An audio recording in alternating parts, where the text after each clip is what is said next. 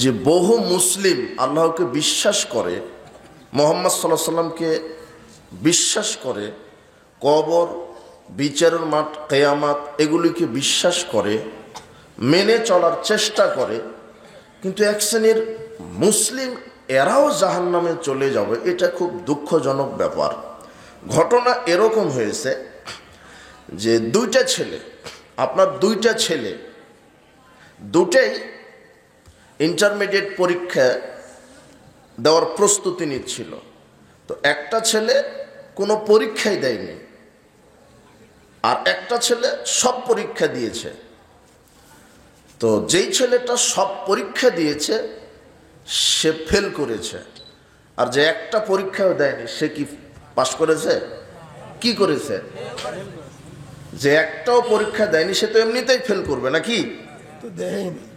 হ্যাঁ, সে পরীক্ষা দেয়নি। হ্যাঁ, যে একটা পরীক্ষাও দেয়নি সে ফেল করেছে, এটা মেনে নেওয়ার বিষয়।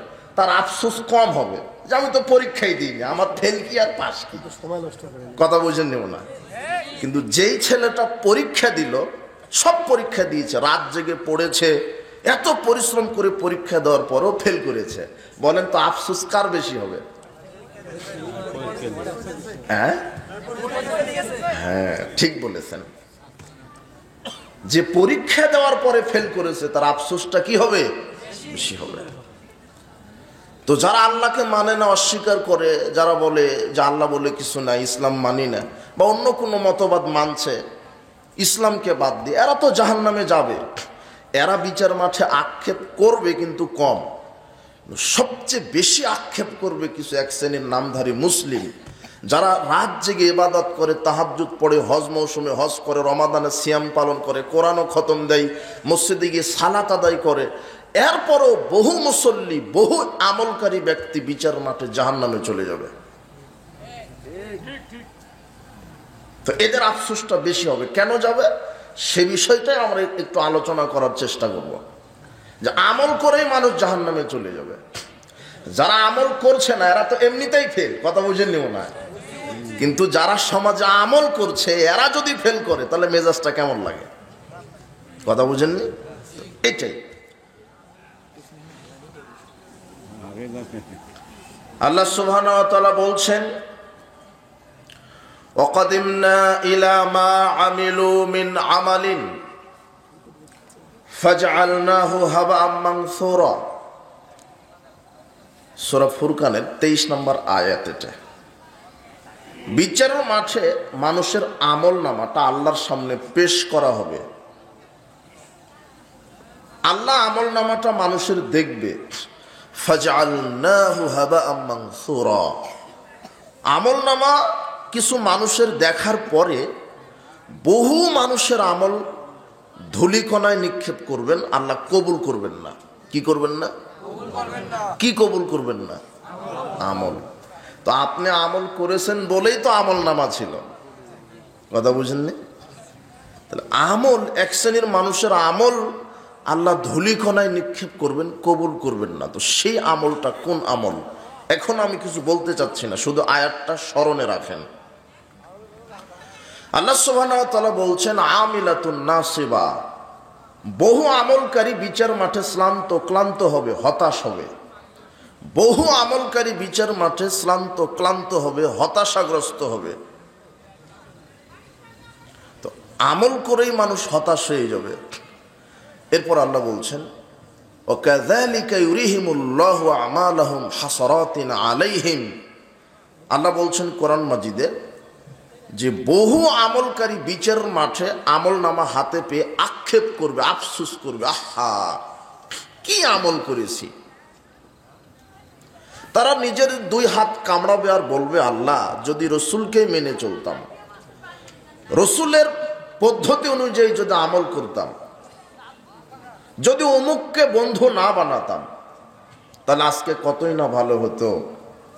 যদি রসুলের পথে চলতাম, রসুলের তরিকা অনুযায়ী আমল করতাম। এগুলি সূরা ফুরকানের মধ্যে আসছে 26, 27, 28 আয়াতে। ইয়াউমা আযুল যালিমু আলা ইয়াদাইহি। বিচার মাঠে কিছু মানুষ নিজের দুই হাত কামড়াবে কামড়িয়ে বলবে ইয়াকুলু ইয়া লাইতানি ইত্তাখাযতু মা রাসূলিস সাবিলা, হায় আক্ষেপ, হায় আফসোস, আমি যদি রাসূল সাল্লাল্লাহু আলাইহি ওয়াসাল্লামের পথ পদ্ধতিতে আমল করতাম। লাকাদ আদাল্লানি আনিয যিকরি বা'দা ইয জাআনি, আমি স্পষ্ট হেদায়েত পাওয়ার পরও কে আমাকে জানি পথভ্রষ্ট করলো। ইয়া ওয়াইলাতা লাইতানি লাম আত্তাখিজ ফুলানান খলিলা, হায় আফসোস, আমি যদি অমুক কোন নেতাকে বন্ধু হিসেবে না মানতাম, আমি অমুকের নীতিতে যদি না চলে, অমুক দল, অমুক তরিকা, অমুক নেতা, অমুক বুজুর্গ, অমুক আকাবির, এগুলির পিছনে না ছুটে যদি একমাত্র মুহাম্মদ সাল্লাল্লাহু আলাইহি সাল্লামের তরিকাতে যদি আমল করতাম, আজকে আফসোস হতো না। এগুলি কোরআন মাজিদের আয়াত। তার মানে এক শ্রেণীর আমলকারীরাই বিচার মাঠে হাত কামড়িয়ে আক্ষেপ করবে তাদের আমলটা সঠিক না হওয়ার কারণে। এরপরে আবু সাঈদ খুদরি রাদিয়াল্লাহু আনহু বলছেন, রাসূল সাল্লাল্লাহু আলাইহি ওয়াসাল্লাম বলেছেন, ইয়াখরুজু ফীকুম কওমুন,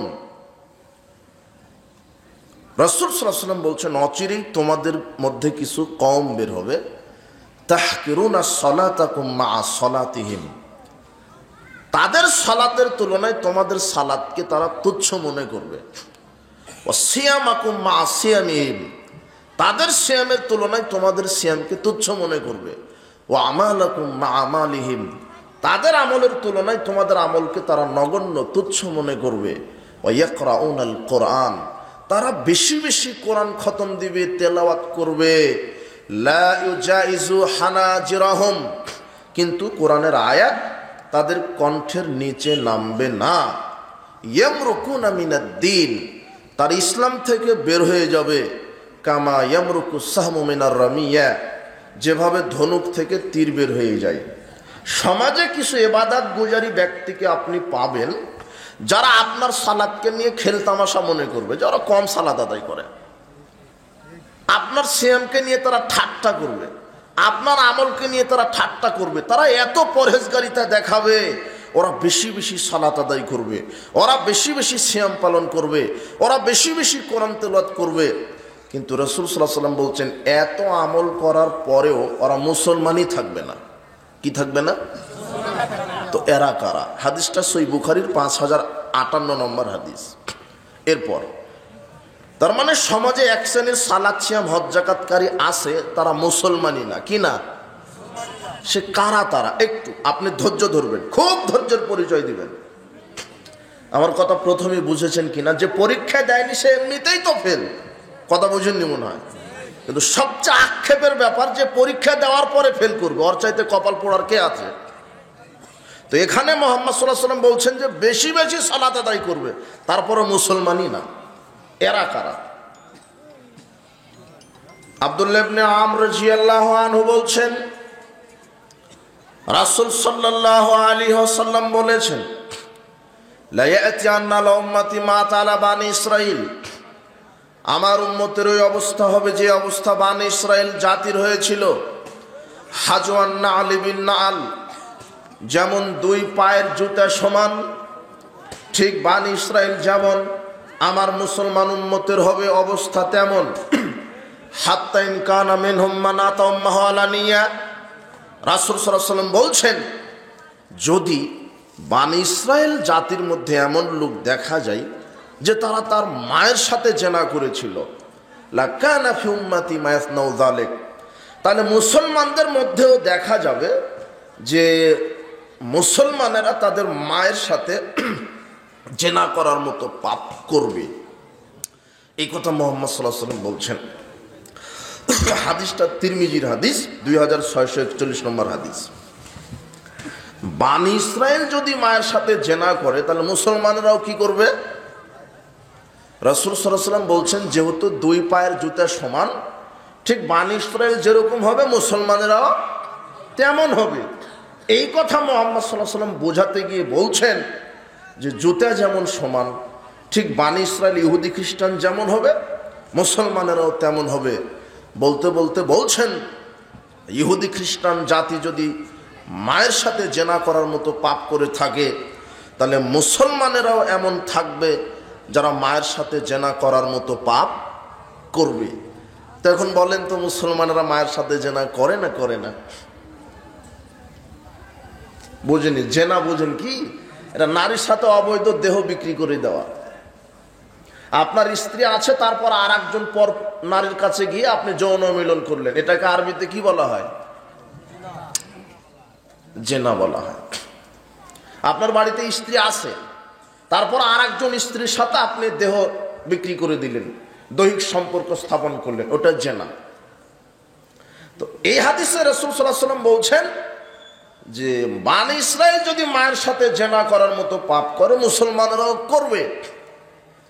তার আশ্চর্য, পৃথিবীতে দুইটা পাপ আছে, যেই দুইটা পাপের মাধ্যমে মুসলিমরা মায়ের সাথে জেনা করার মতো পাপ করছে। তার একটা হলো সুদের পাপ। কিসের পাপ? সুদের পাপ।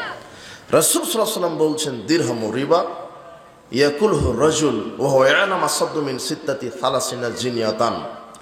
কোনো পুরুষ ব্যক্তি যদি জেনে শুনে 1 টাকা সুদ খায়, তাহলে 36 বার জেনা করলে যেই পাপ, 1 টাকা সুদ খেলে তার চাইতে বেশি পাপ করে।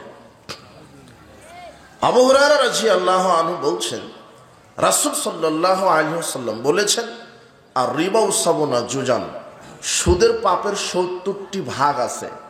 1 টাকা সুদ খেলে 70 রকমের পাপ হয়। শুধু এক রকমের নয়, কত রকমের? 70 রকমের। আইসারুহা ইয়ানকাহার রাজুলু উম্মাহু, সুদের সবচেয়ে ছোট পাপ হলো নিজের মায়ের সাথে জেনা করা। এরপরও মানুষ সুদ খায়, মানে বিবেচনায় নাই, এরা গরু ছাগলের চাইতে খারাপ যারা সুদখোর। যারা একেবারে কুকুর, শিগাল, বানর, শুয়োর, এর চাইতে খারাপ যারা সুদ খায়। কেন? একটা গরুর জানা নাই যে ষাঁড় বলেন নাকি, গরুর যে ষাঁড়, ও জানে না যে আমি যার গায়ের উপরে উঠছি ওটা ওর মা না খালা না ফুপু, কেননা গরুর ওগুলি বংশ নেই। কথা বুঝেন নেব না? তাই দেখবেন যে একটা গরুর বাছুর বা ষাঁড় তার মায়ের বুকের গায়ের উপরে কি উঠে? লাফিয়ে উঠে। কেন? ওর জানা নাই তো ওটার মা না খোলানো, ভাবি না কে, ওটা জানে নাকি? ওর বিবেচনাই নাই। কিন্তু এই সুদখোর নগদ প্রতিদিন বক্তব্য শুনছে যে 1 টাকা সুদ খেলে মায়ের সাথে জেনা করা হয়, তবুও খায়, এই জন্য শুয়োরের চেয়ে খারাপ।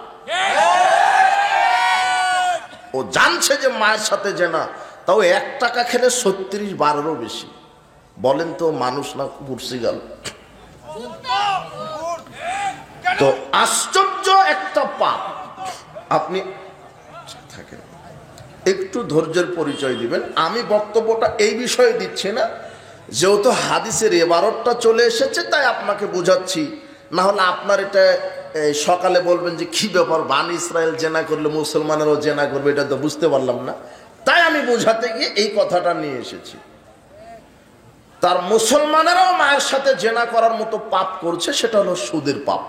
যারা সুদের সাথে জড়িত আছে, এরা মায়ের সাথে জেনা করার সাথে জড়িত আছে। এটা মুহাম্মদ সাল্লাল্লাহু আলাইহি ওয়াসাল্লাম 1450 বছর পূর্বে বলেছেন। জাবের রাদিয়াল্লাহু আনহু বলছেন, লাআনা রাসূলুল্লাহ সাল্লাল্লাহু আলাইহি ওয়াসাল্লাম আকিলার রিবা ওয়া মুকিলাহু ওয়া কাতিবাহু ওয়া শাহিদাইহি ওয়া ক্বালাহুম সাওয়াউন। রাসূল সাল্লাল্লাহু আলাইহি ওয়াসাল্লাম অভিশাপ করেছেন সুদ দাতা, সুদ গ্রহীতা, সুদের লেখক, সুদের 2 জন সাক্ষী। রাসূল সাল্লাল্লাহু আলাইহি ওয়াসাল্লাম এদেরকে সমান অপরাধী বলে উল্লেখ করেছেন। তাই আমরা বলেছি যে সুদী ব্যাংকে চাকরি করে খাওয়া হারাম, ভিক্ষা করে খাওয়া জায়েজ। সুদী ব্যাংকে চাকরি করার চাইতে কি উত্তম? ভিক্ষা করা উত্তম। আপনি আবার গর্বের সাথে বলছেন যে আমার ছেলেটা ব্যাংকে চাকরি করে, ভিক্ষা করতে লাগাই দিবেন। সুদী ব্যাংকে চাকরি করার চাইতে কি করে খাওয়া ভালো? ভিক্ষা করে। তাই বললাম, আমি ভিক্ষা করতে বলছি না। এটা হারামটা যে কত খারাপ, সুদ যে কত খারাপ, এটা বোঝাতে গিয়ে বলছি। আপনার ছেলে সুদী ব্যাংকে চাকরি করবে কেন? হালাল বৈধ চাকরি করবে। কত চাকরি আছে, চাকরি না করলে হালাল ব্যবসা করবে, ব্যবসা না করতে পারলে ভ্যান অটো চালিয়ে খাবে, না হলে মানুষের বাড়িতে কাজ করে খাবে। কোনো শক্তি নাই, তখন ব্যাগ নিয়ে ভিক্ষা করে খাবে। তাও সুদী ব্যাংকে চাকরি করতে পারবে না, কারণ সুদী ব্যাংকে চাকরি করা হারাম। আল্লাহ বলছেন, ওয়ালা তাআওয়ানু আলাল ইসমি ওয়াল উদওয়ান। পৃথিবীর মানুষ, তোমরা পাপের কাজে আর সীমালঙ্ঘন হয় এমন কাজে পরস্পরকে সহযোগিতা করো না। তো সুদ পাপের কাজ না নেকির কাজ? তো আপনি যে চাকরি করছেন তো ওকে তো সহযোগিতা করলেন, সুদকে সহযোগিতা করলেন না? ওটা সুদের অঙ্ক কষা লাগে, হিসাব করা লাগে। হ্যাঁ, কথা বুঝেননি মনে হয়? তাহলে ওটা হলো না। এমনকি সুদী ব্যাংকে যারা চাকরি করছে এদেরকে ঘর ভাড়া দেওয়াও হারাম। ওরে সহযোগিতা করলেন যে, কথা বুঝেননি? তাহলে সুদের পাপ এমন একটা পাপ, কার সাথে জেনা করা? মায়ের সাথে। আব্দুল্লাহ ইবনে আব্বাস রাদিয়াল্লাহু আনহু বলছেন, সামি'তুন নবী সাল্লাল্লাহু আলাইহি ওয়াসাল্লাম ইয়াকুল, আমি রাসূল সাল্লাল্লাহু আলাইহি ওয়াসাল্লামকে বলতে শুনেছি, তিনি বলেছেন, আল খামরু উম্মুল ফাওয়াহিশ, মাদক সেবন করা অশ্লীল কাজের মা, মাদক সেবন করা অশ্লীল কাজের মূল, মাদক সেবন করা অশ্লীল কাজের মাথা। ফামান শারেবাহা, যে ব্যক্তি মদ পান করলো, ওয়াকবারিল কাবাইর, মদ পান করা কাবিরা গুনাহ, মাদক সেবন করা কাবিরা গুনাহ, মদ পান করা কাবিরা গুনাহ, মাদক সেবন করা কাবিরা গুনাহ। ফামান শারেবাহা, যে ব্যক্তি মদ পান করলো, ওয়াকা আলা উম্মিহি ওয়া খালাতিহি ওয়া আম্মাতিহি, সে তার মা, খালা, ফুপুর সাথে জেনা করলো। হাদিসটা তাবারানী মুজামুল কাবিরের ভিতরে আসছে, 3345 নম্বর হাদিস। রাসূল সাল্লাল্লাহু আলাইহি ওয়াসাল্লাম বলছেন, যে ব্যক্তি মদ পান করলো, নারীর সাথে জেনা করলো, মা, খালা, ফুপু। সুদের পাপের চাইতে মদ খাওয়ার পাপ বেশি গুনাহ, সুদ খাওয়ার চাইতে মদ খাওয়া বেশি অপরাধ। কেন? সুদ খেলে মায়ের সাথে শুধু জেনা করা হয়, আর মদ পান করলে 3টা নারীর সাথে। কয়টা? আর এটাও বাদ দেন, সুদ খেলে মূর্তি পূজার সমান পাপ হয় না, কিন্তু আল্লাহর নবী বলেছেন মাদক সেবন করলে মূর্তি পূজার সমান পাপ হয়। কথা বুঝেননি মনে হয়? এই জন্য সুদের পাপের চাইতে মদ খাওয়ার পাপ কি বেশি। এখন মদ কি জিনিস, যেটা সমাজে এখন মদখুর বেড়ে গেছে, ওই যে ইয়াবা, ফেন্সিডিল, গাঁজা, হিরোইন, তারি, প্যাথেডিন, বিয়ার, হুইস্কি, শ্যাম্পেন, ভদকা যা আছে, এগুলো রাসায়নিক মদ। আর প্রাকৃতিক মদ মানে এই যে যেটা ঝুলিয়ে রেখেছেন তামাক পাতা, এটা হারাম। আমি তো তামাক পাতার উপর দিয়ে আসলাম, আপনি কি মনে করেছেন যে এখানে তামাক পাতার উপরে বসে আছি তাই তামাক পাতার বিরুদ্ধে বক্তব্য দিব না? আমি তো কাপুরুষ না, আমি পুরুষ। আগামীকাল থেকে তামাক পাতা আগুনে পুড়িয়ে দিয়ে ছাই করে দিবেন, আর ওই জমিতে ধান, ফসল, ভুট্টা চাষ করে খাবেন। তামাক চাষ করা হারাম, বিক্রি করা হারাম, ওর লভ্যাংশ খাওয়া হারাম। ওই টাকা দিয়ে ভাত খেয়ে ইবাদত করলে ইবাদতের নেকি কবুল হবে না। রাসূল সাল্লাল্লাহু আলাইহি ওয়াসাল্লাম বলছেন, মান শারাবাল খামরা, যে ব্যক্তি মদ পান করলো, ওয়াসাকেরা, যে ব্যক্তি মাদক সেবন করলো, লাম তুকবাল্লাহু সালাতুন 40 সাবাহান, তার 40 দিনের কোনো ইবাদত কবুল হবে না। যে ব্যক্তি মাদক সেবন করলো, তার 40 দিনের কোনো ইবাদত কবুল হবে না। আনাস রাদিয়াল্লাহু আনহু বলছেন, রাসূল সাল্লাল্লাহু আলাইহি ওয়াসাল্লাম বলেছেন, মান শারাবাল খামরা লাম ইয়াদাল্লাহু 40 লাইলা আনহু। আল্লাহর নবী বলছেন, যে ব্যক্তি মাদক মুখে দিবে একবার, 40 দিন আল্লাহ তার উপরে সন্তুষ্ট থাকবে না। রাসূল সাল্লাল্লাহু আলাইহি ওয়াসাল্লাম বলছেন, ইন্না আল্লাহি আহাদান লিমান শারাবাল মুসকিরা, আল্লাহ মদখুরের উপরে ওয়াদা দিয়েছেন, আল্লাহ ওয়াদা দিয়েছেন, মদ যারা খাবে, আইয়াসকিয়াহুল্লাহু তিনাতুল খাবাল ইয়াউমাল কিয়ামা, আল্লাহ বিচারের মাঠে তিনাতুল খাবাল পান করাবেন। কিলা ইয়া রাসূলুল্লাহ ও মা তিনাতুল খাবাল, রাসূল সাল্লাল্লাহু আলাইহি ওয়াসাল্লামকে সাহাবীগণ জিজ্ঞাসা করলেন, তিনাতুল খাবাল কি? তখন তিনি বললেন, আরাকু আহলিন নার আও উসরাতু আহলিন নার।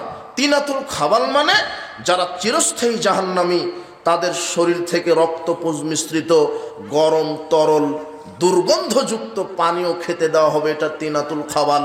যারা দুনিয়াতে বিড়ি, সিগারেট, জর্দা, গুলিয়া বা ফেন্সিডিল খাবে, আল্লাহ এদেরকে জাহান্নামে গরম তরল দুর্গন্ধযুক্ত পুঁজ পান করতে দিবেন। এই জন্য আল্লাহ সুবহানাহু ওয়া তাআলা বলছেন, ইয়া আইয়ুহাল্লাযিনা আমানু ইন্নামাল খামরু, হে বিশ্বাসীগণ, মদ পান করা শয়তানের কাজ, ফাজতানিবুহু, তোমরা মাদক সেবন করা থেকে বিরত থাকো, লাআল্লাকুম তুফলিহুন, যাতে করে তোমরা সফল হতে পারো। আল্লাহ সুবহানাহু ওয়া তাআলা কোরআন মাজিদে মদ পান করাকে শয়তানের কাজ বলেছেন, মাদককে আল্লাহ হারাম করেছেন। তবে কোরআন হাদিসে কোনো মদের নাম আল্লাহ এবং আল্লাহর নবী উল্লেখ করেননি। তিনি বলেননি বিড়ি সিগারেট এগুলি মদ, তিনি বলেননি ইয়াবা মদ, তিনি বলেননি ফেনসিডিল মদ। কোরআন হাদিসে বিড়ি সিগারেট জর্দা গুল ইয়াবা ফেনসিডিলের নাম নাই। তবে শুধু আল্লাহ বলেছেন মদ আমি হারাম করলাম। এখন মদ কাকে বলে? এবারে রাসূল সাল্লাল্লাহু আলাইহি ওয়াসাল্লাম বলছেন মদ কি জিনিস শোনো, আমি বলে দিচ্ছি। মদ কি? কুল্লু মুসকিরিন খামরুন, যেটা খেলে নেশা হয় সেটাই হলো মদ। যেটা খেলে কি হয়? নেশা হয়। যেটা খেলে মানুষ মাতলামি করে, পাগলামি করে, মানুষের হিতাহিত জ্ঞান ঠিক থাকে না, মদ খেয়ে বউকে মা ডাকে, ওইটা হলো মদ। ওইটা কি? ওইটা মদ। যেটা খেলে মানুষের হিতাহিত কি ঠিক থাকে না, জ্ঞান ঠিক থাকে না, যেটা খেলে মাতলামি করে, ওইটা হলো মদ। এই জন্য আমরা বলেছি বিড়ি সিগারেট জর্দা গুল মদ, বিড়ি সিগারেট জর্দা গুল মদ, যেটা খেলে নেশা হয়। এখন আপনি বলবেন কি বলছেন মৌলানা সাহেব, আপনি জর্দাকে মদ বললেন কেন? জর্দা তো আমি খাই, তাহাজ্জুদও পড়ি, ইমামতিও করি, কই সূরা কেরাত তো ভুল হয় না। মদ খেলে যে নেশা যদি হয় তো আমি তো জর্দা খাই, তো আমার নেশা হয় না।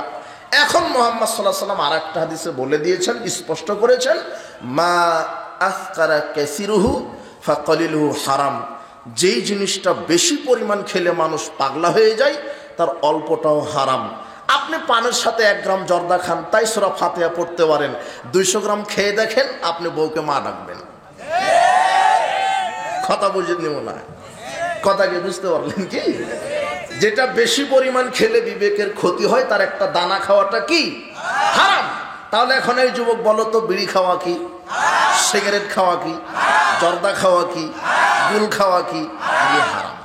কেন? এগুলির ভিতরে নেশা আছে, এগুলি নেশাদার দ্রব্য। আর ওই জর্দাটা তৈরি হয় তামাক পাতা থেকে। না মনে হয় ভুল বললাম নাকি? বিড়ি সিগারেটের মশলাটা তৈরি হয় তামাক পাতা থেকে, জর্দাটা তৈরি হয় তামাক পাতা থেকে। যারা পানের সাথে জর্দা খায় তারা চিবিয়ে খায়, যারা সিগারেট খায় তারা আগুন দিয়ে পুড়িয়ে খায়, কিন্তু বস্তুটা একই। এই জন্য এগুলি হারাম, অরুচিকর খাবার। হে যুবক, তুমি আজকে তওবা করো, কোনোদিন বিড়ি সিগারেট জর্দাগুলো মুখে দিবে না। তোমার মসজিদের ইমামকে বলে দিও এগুলি খাবিস, এগুলো অপবিত্র খাবার। তোমার দাদা, তোমার মুরব্বীকে বলে দিও দাদা জর্দা খাওয়া হারাম, জর্দা অপবিত্র খাবার, বিড়ি সিগারেট খাওয়া হারাম, এগুলি অপবিত্র খাবার। এমন খাবার, অরুচিকর খাবার, যেগুলি কুকুর, শিগাল, শুয়োর, বানর কেউ খায় না, খায় শুধু মানুষেরা। এই যে রাস্তা ঝুলে ঝুলে আছে, কোন এই এলাকার গরু ছাগলে কি মুখ দেয় নাকি ওগুলাতে? কে মুখে দেয় ওগুলা? এই যে একর একর জমিতে তামাক চাষ করেছেন, বেড়া দিয়েছেন নাকি? ঘেরাও আছে? কেন নাই? আপনি আমাদের রাজশাহীতে যাবেন, দেখবেন আমরা পটল বেগুন চাষ করি, ওই বেড়া দিই। কি দিই? বেড়া দিই। কেন বেড়া দিই জানেন? যাতে গরু ছাগলে না খেতে পারে। আপনি যদি আমাকে বলেন কি ব্যাপার মৌলানা সাহেব, এই যে বেগুন গাছ লাগিয়েছেন, বেড়া দিয়েছেন কেন? তখন আমি বলবো যে এই গরুয়ে খেয়ে নেই তাই। এখন আমি যদি আপনাকে জিজ্ঞাসা করি কি ব্যাপার, আপনি তামাক চাষ করেছেন, বেড়া দেননি কেন? তখন আপনি জবাব দিবেন এটা গরুয়ে খায় না তাই। তামাক কে খায় না? ছাগলে, বানরে, কুকুরে, শুয়োরে খায় কে? মানুষ না, হুজুরে খায়। হুজুর ও খায় আর বলে মাকরুহ। কথা বুঝেননি? কি বলছে? মাকরুহ। যেটা কুকুর, শিগাল, বানর কেউ খায় না। আর সমাজে যার যত ডিগ্রি বেশি, তার জর্দা বিড়ি সিগারেটের পাওয়ার তত বেশি। আপনার এটা কি এলাকা? হ্যাঁ, মুন্সিপাড়া। এই মুন্সিপাড়ার ভ্যান চালকের খবর নেন, ওর সর্বোচ্চ আকিস কোম্পানির বিড়ি খায়। আর যার বেতন 30-40 হাজার, ও বলছে কিসের বিড়ি? ব্যঞ্জন ছুঁই। ওর বেতন বেশি যে। আর যে একটু বেশি বেশি দুর্নীতি, চুরি চাপটা করে খায়, ও বলছে যে কিসের ব্যঞ্জন ছুঁই, হয় বাংলা না ইংরেজি। যার টাকা বেশি তার গাঁজার পাওয়ার। আর যার সার্টিফিকেটের যোগ্যতা বেশি তারও গাঁজার পাওয়ার বেশি। যে 5 পাস করে কোনোভাবে ভ্যান চালিয়ে খায় ও বিড়ি খায়, তামাক খায়। আর যে ব্যক্তি ডক্টরেট ডিগ্রি নিয়েছে, মাস্টার্স পাস, বিসিএস ক্যাডার, ও ব্যানসন সুইচ খায়। কেন? ওর ডিগ্রি বেশি। যেটা কুকুরে মুখে দেয় না সেটা ও খায়। আর এদের হিতাহিত জ্ঞান নাই। এরা মাদক খাওয়ার পূর্বে এরা পাগল। কেন? এই সরাই এদিকে তাকাও।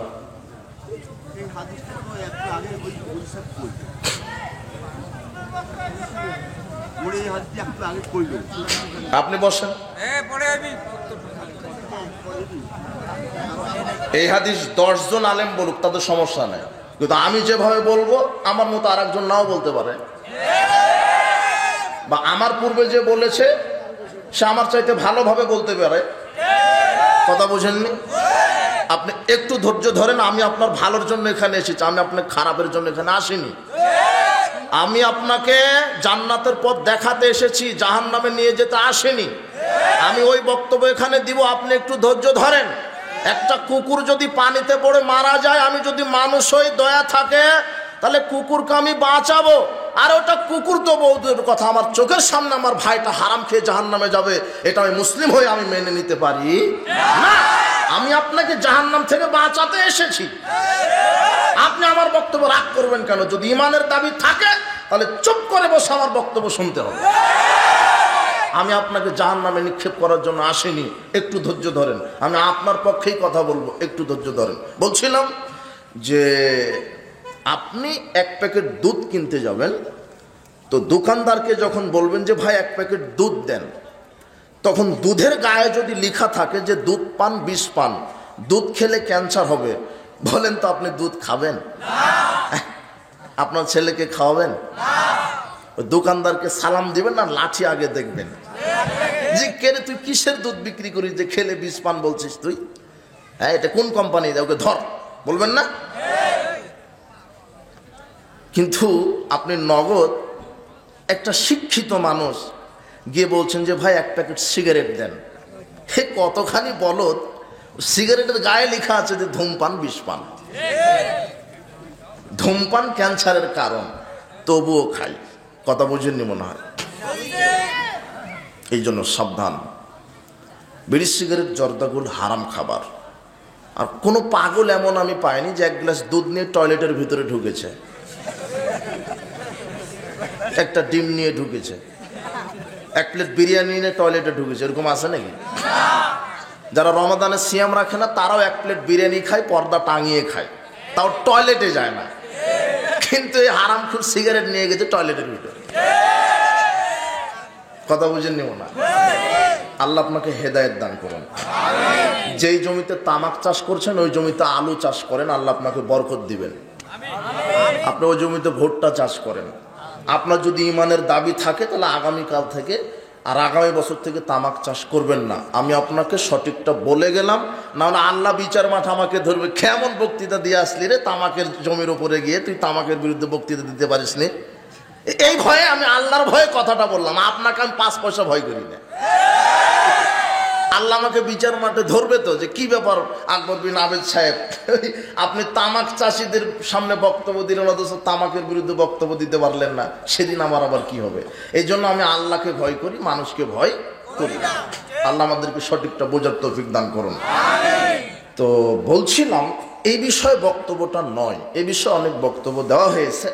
এখন ওই হাদিসটার এবারত করতে গিয়ে এটা চলে এসেছে, তাই আমি বললাম। এখন শেষের অংশটা আমি আপনাকে বলছি যে পরীক্ষা যে ব্যক্তি দেয়নি সে তো এমনিতেই ফেল, আর যে পরীক্ষা দেওয়ার পরে ফেল করেছে তাহলে এ তো আফসোসটা বেশি হয়ে গেল। আহা, আমি পরীক্ষা দিয়েছি তাও ফেল করলাম। এখন দেখেন, 1 শ্রেণীর মানুষ সালাত, সিয়াম, হজ, যাকাত আদায় করে মুসলমানই থাকছে না। এরপরে রাসূল সাল্লাল্লাহু আলাইহি ওয়াসাল্লাম তিরমিজি 2641 নম্বর হাদিসে বলছেন, ইন্না বানি ইসরাঈলা তাফাররাকাত আলা সিনতাইনা সাবিনা মিল্লাতান, বানি ইসরাইল বিভক্ত হয়েছে 72 কাতারে, তাফতারিকু উম্মতি আলা 73 মিল্লাতান, আর মুসলমানেরা বিভক্ত হবে 73 কাতারে, কুল্লুহুম ফিন্নার, 72 কাতার যাবে জাহান্নামে, ইল্লা মিল্লাতান ওয়াহিদাতান, 1 কাতার যাবে জান্নাতে। এক কাতার যাবে জান্নাতে, 72 কাতার জাহান্নামে। এক কাতার জান্নাতে, 72 কাতার যারা জাহান্নামে যাবে এরা হিন্দু না মুসলমান?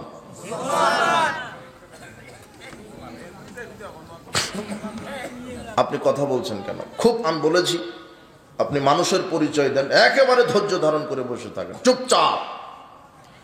আপনি আপনার কথা আমি শুনবো, আমার বক্তৃতার শেষে আমি থেকে যাব দরকার হয়।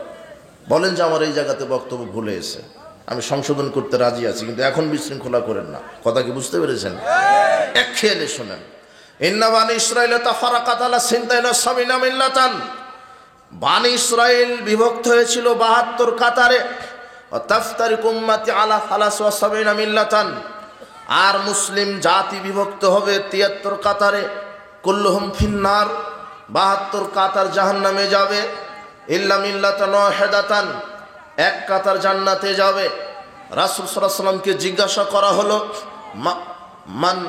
মান হে ইয়া রাসূলুল্লাহ, আপনি যে বললেন এক কাতার জান্নাতে যাবে, তো সেই এক কাতার কারা? তখন তিনি বললেন, মা আনা আলাইহি ওয়াসহাবি, আমি এবং আমার সাহাবী যার উপরে আসি, এর উপরে যারাই থাকবে তারাই বিচার মাঠে সরাসরি জান্নাতে চলে যাবে। তো রাসূল সাল্লাল্লাহু আলাইহি ওয়াসাল্লাম এবং সাহাবায়ে কেরাম ছিলেন কোরআন এবং হাদিসের উপরে। কোন দুইটার উপরে? কোরআন এবং হাদিস। তো এখন যদি আপনি আপনার জন্ম থেকে মৃত্যু পর্যন্ত সব ক্ষেত্রে সালাত, সিয়াম, হজ, যাকাত, তাসবিহ, তাহলিল, কোরআন মাজিদ, দান, খায়রাত, প্রতিবেশীর হক, ইবাদতের মধ্যে এবং মুআমালাতের ক্ষেত্রে, বৈষয়িক ক্ষেত্রে, সব ক্ষেত্রে যদি আল্লাহকে মেনে চলেন, সব ক্ষেত্রে যদি রাসূল সাল্লাল্লাহু আলাইহি ওয়াসাল্লামের আদর্শ মেনে চলেন, সব ক্ষেত্রে যদি আল্লাহ তার কোরআনকে মেনে চলেন, তাহলে আপনি বিচার মাঠে সরাসরি জান্নাতে যাবেন। কিন্তু আমাদের হয়েছে কি, অধিকাংশ মুসলিম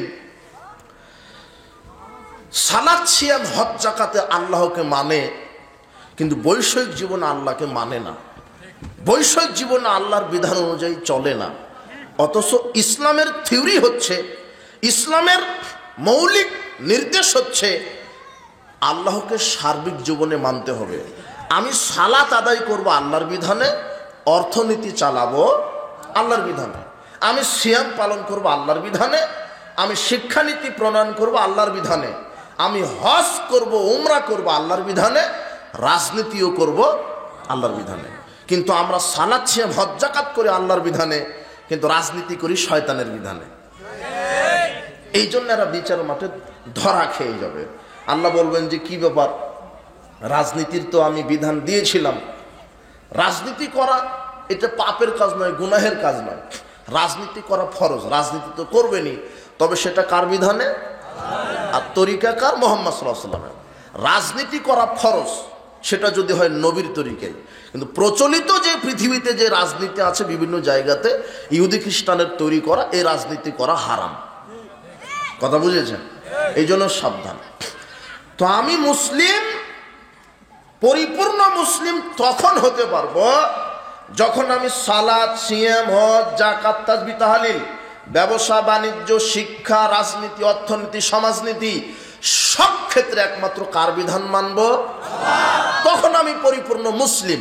না হলে কোথাও মানুষ মোনাফেক হয়ে যাবে, কোথাও ফাসেক হয়ে যাবে, কোথাও তাগুদি হয়ে যাবে, কোথাও কুফরি করবে, কোথাও মুশরিক হয়ে যাবে। আর যারা মুশরিক, যারা তাগুতকে মেনে চলছে, যারা কাফের, যারা ফাসেক, এরা বিচারের মাঠে জাহান্নামে চলে যাবে। বলছিলাম উপস্থিত বৈঠকের মুসলিম দিনী ভাই বোন, আমি বলছিলাম বিচার মাঠে অনেক আমলকারী আমল করেই জাহান্নামে চলে যাবে। আল্লাহ সুবহানাহু ওয়া তাআলা বলছেন, মা আতাকুমুর রাসূলু ফাখুযুহু ওয়া মা নাহাকুম আনহু ফান্তাহু। আল্লাহ সুবহানাহু ওয়া তাআলা বলছেন, রাসূল তোমাদেরকে যা দেন তা গ্রহণ করো, রাসূল তোমাদেরকে যা থেকে নিষেধ করেন তা থেকে বিরত থাকো। রাসূল সাল্লাল্লাহু আলাইহি ওয়াসাল্লাম যা দিয়েছেন তা আমাদেরকে মেনে চলতে হবে। যিনি যেইভাবে বলে গেছেন ওইভাবে আমাকে মেনে চলতে হবে। রাসূল সাল্লাল্লাহু আলাইহি ওয়াসাল্লাম আমাদেরকে দেওয়ার মতো দিয়েছেন কি? ঈমান দিয়েছেন আল্লাহর পক্ষ থেকে, তাওহীদ বুঝিয়েছেন, তাওহীদ মেনে নিতে হবে, ঈমান বুঝিয়েছেন, ঈমান মেনে নিতে হবে। এরপরে সালাত দিয়েছেন, সিয়াম দিয়েছেন, হজ দিয়েছেন, ওমরা দিয়েছেন, যাকাত দিয়েছেন, আমাকে সত্য কথা বলতে শিখিয়েছেন, আমানতদারিতা দিয়েছেন, প্রতিবেশীর খেদমত দিয়েছেন, পিতামাতার সাথে সদাচরণ দিয়েছেন। এগুলি দিয়েছেন, এগুলি যেভাবে দিয়েছেন, যেই পদ্ধতি আমাদেরকে শিখিয়েছেন, ওই পদ্ধতিতে আমাকে সেই আমলগুলি করতে হবে। এরপরে আল্লাহ সুবহানাহু ওয়া তাআলা বলছেন, ওমা নাহাকুম আনহু ফান্তাহু, রাসূল সাল্লাল্লাহু আলাইহি ওয়াসাল্লাম যা থেকে তোমাদেরকে নিষেধ করেন তা থেকে বিরত থাকো। তিনি কি নিষেধ করেছেন? তিনি তার উম্মতদেরকে নিষেধ করে গেছেন, সুদ খেও না, ঘুষ খাও না, দুর্নীতি করো না, জেনা করো না, খাদ্যে ভেজাল দিও না, ওজনে কম দিও না, শিরক করো না, বিদআত করো না, জেনা করো না, লটারি অংশগ্রহণ করো না, জুয়া খেলো না, মদ পান করো না। এইভাবে তিনি নিষেধ করেছেন। কি করেছেন? তো আল্লাহ বলছেন রাসূল তোমাদেরকে যা দেন সেটা গ্রহণ করো। তো সালাত দিয়েছেন, নিতে হবে। কিভাবে সালাত করতে বলেছেন সেটাও নিতে হবে। সিয়াম দিয়েছেন, নিতে হবে। কিভাবে সিয়াম রাখতে হবে সেটাও নিতে হবে। তিনি উমরা হজ দিয়েছেন, কিভাবে হজ উমরা করতে হবে নিতে হবে। তিনি কোরআন দিয়ে গেছেন, কিভাবে কোরআন পড়তে হবে, শেষ করতে হবে, নিতে হবে। এরপরে আল্লাহ বলছেন রাসূল যা নিষেধ করে তা থেকে বিরত থাকো। রাসূল কি নিষেধ করেছে? শিরক করো না, তার মানে আমাদের শিরক করা যাবে না। বিদআত করো না, তার মানে আমাদেরকে বিদআত করা যাবে না। সুদ খায়ও না, তার মানে সুদ খাওয়া যাবে না।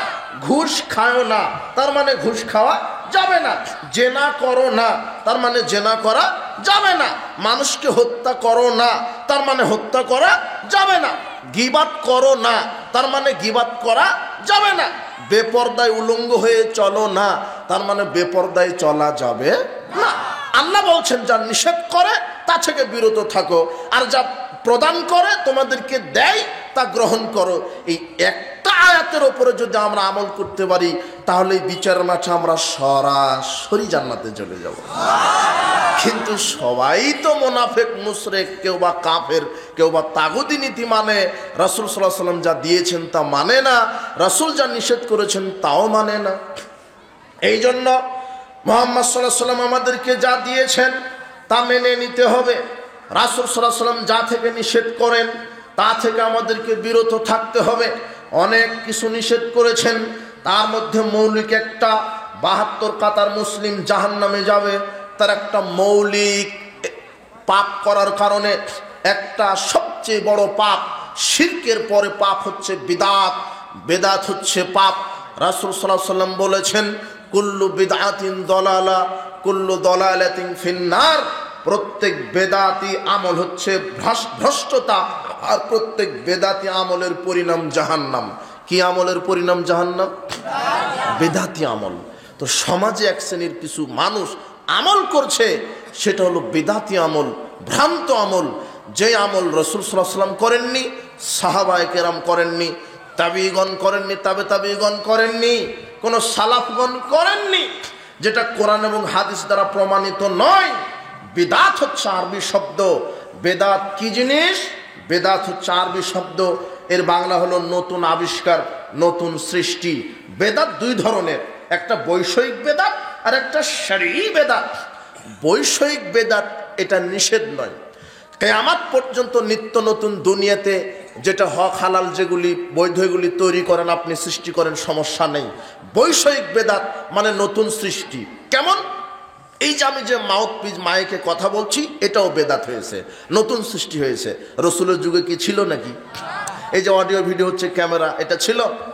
এই যে বাল্বগুলি, এগুলি কি রাসূলের যুগে ছিল? ছিল না। এই যে উড়োজাহাজগুলি ছিল, motorcycle, private car, mobile, computer, এগুলি ছিল? এগুলি সব কি হয়েছে? বেদাত হয়েছে। কি হয়েছে? বেদাত মানে নতুন আবিষ্কার হয়েছে। কিন্তু ইসলাম এই বৈষয়িক বেদাতকে হারাম বলেনি, নিষেধ বলেনি, বরং মানুষের প্রয়োজনের স্বার্থে কিয়ামত পর্যন্ত বৈষয়িক মানুষ নিত্য নতুন বিভিন্ন কিছু বেদাত অর্থাৎ আবিষ্কার করতে পারবে, এতে কোনো সমস্যা নেই। কিন্তু ইসলাম নিষেধ করেছে শরীয়তের মধ্যে, ইসলামের মধ্যে নতুন নতুন কোনো ইবাদত, নতুন নতুন কোনো আমল সৃষ্টি করাই হচ্ছে শরীয়ত হারাম, নিষিদ্ধ করে দিয়েছে। কেন? কেন?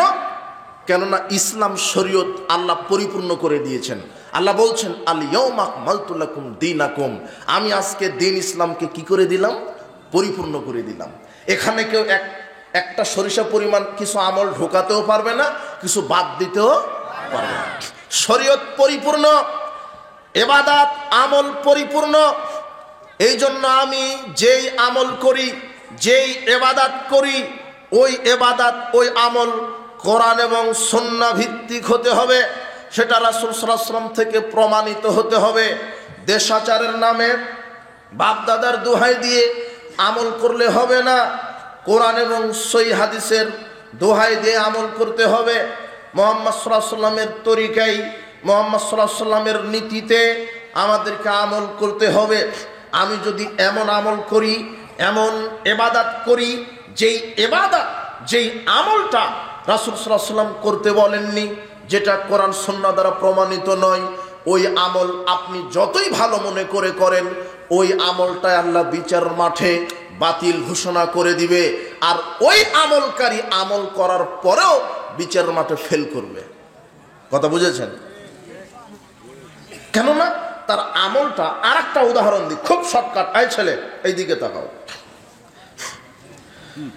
মনে করো যে ফেল করেছে, পরীক্ষা দেওয়ার পরও ফেল করেছে। কেন ফেল করেছে? প্রশ্নের ঠিক ঠিক উত্তর দিতে পারেনি। কথা বুঝেছেন? মনে করো প্রশ্ন এসেছে বাংলাদেশ কত সালে স্বাধীন হয়েছে, এটা একটা প্রশ্ন। আবার নিচে 4টা অপশন দেওয়া আছে, এমসিকিউ প্রশ্ন হয়, এখন হয় নাকি? ক খ গ ঘ, 4টে উত্তর থাকে, যে কোনো একটা সঠিক, তাই না? মনে করো দিয়েছে বাংলাদেশ কবে স্বাধীনতা লাভ অর্জন করে, তো দেওয়া আছে 1971 সালে ক নম্বর, খ নম্বর 1972, গ নম্বর 1973, হ্যাঁ, তারপরে কি ঘ নম্বর 1974। 4টা প্রশ্ন দেওয়া হয়েছে। এখন আপনার ছেলে পরীক্ষার খাতাতে লিখেছে 1973, তো বলেন তো মাস্টার সাহেব নাম্বার দিবে নাকি? কেন দিবে না? আপনার ছেলে তো পরীক্ষা অ্যাটেন্ড হয়েছে, সুন্দরভাবে লিখেও এসেছে, প্রশ্ন করেছে, প্রশ্নের উত্তরও লিখেছে, কিন্তু মাস্টার নাম্বার দিবে না কেন? প্রশ্ন কি হয়েছে? উত্তর কি হয়েছে? ভুল হয়েছে। এখন আপনি বলবেন যে বিচার মাঠে আল্লাহ আমল নামা ধুলিকণা নিক্ষেপ করবেন কেন? আমি আমল তো করেছি। তো আপনি আমল করেছেন ঠিক, কিন্তু রাসূল সাল্লাল্লাহু আলাইহি ওয়াসাল্লামের পদ্ধতিতে করেননি, তাই আল্লাহ আমল বাতিল করে দিবে। আমল করেছেন ঠিক আছে, আপনি খাতায় উত্তর লিখেছেন ঠিক আছে, কিন্তু উত্তরটা আপনার ওই কেতাব অনুযায়ী হয়নি। আপনার একটা বাংলা বই থেকে প্রশ্ন এসেছে বা সমাজবিজ্ঞান বই থেকে। সমাজবিজ্ঞান বইয়ে কত সালে স্বাধীনতা লাভ অর্জন করেছে এটা নেই, কত সালে? 71। কিন্তু আপনি বইয়ের ভাষায় লিখেননি, আপনি 1973 লিখেছেন। তার মানে বইয়ের সাথে আপনার উত্তরটা কি হয়নি? মিলেনি। তো এখন আপনি দুনিয়াতে যত আমল করছেন, এই আমলটা যদি কোরআন সুন্নাহর সাথে না মিলে, ওই আমলও আল্লাহ বিচার মাঠে কবুল করবেন না, ওই আমলের কোনো নাম্বার দিবে না। কথা কি বুঝতে পেরেছেন? এটাই আয়েশা রাদিয়াল্লাহু তাআলা আনহা বলছেন, রাসূল সাল্লাল্লাহু আলাইহি ওয়াসাল্লাম এই কথাই বলছেন, মান আমিলা আমালান, যে ব্যক্তি কোনো আমল করলো, লাইসা আলাইহি আমরুনা, অথচ সেই আমলের নির্দেশ আমার নেই। যে ব্যক্তি পৃথিবীতে কোনো আমল করলো, অথচ সেই আমলের নির্দেশ আমি মুহাম্মদ সাল্লাল্লাহু আলাইহি ওয়াসাল্লাম দেইনি, ফাহুয়া রাদ, তাহলে সে আমলটা বাতিল হবে। আমলটা করেছেন, কিন্তু ওই আমলের নির্দেশ কার পক্ষ থেকে দেওয়া নাই? রাসূল সাল্লাল্লাহু আলাইহি ওয়াসাল্লামের পক্ষ থেকে দেওয়া নাই।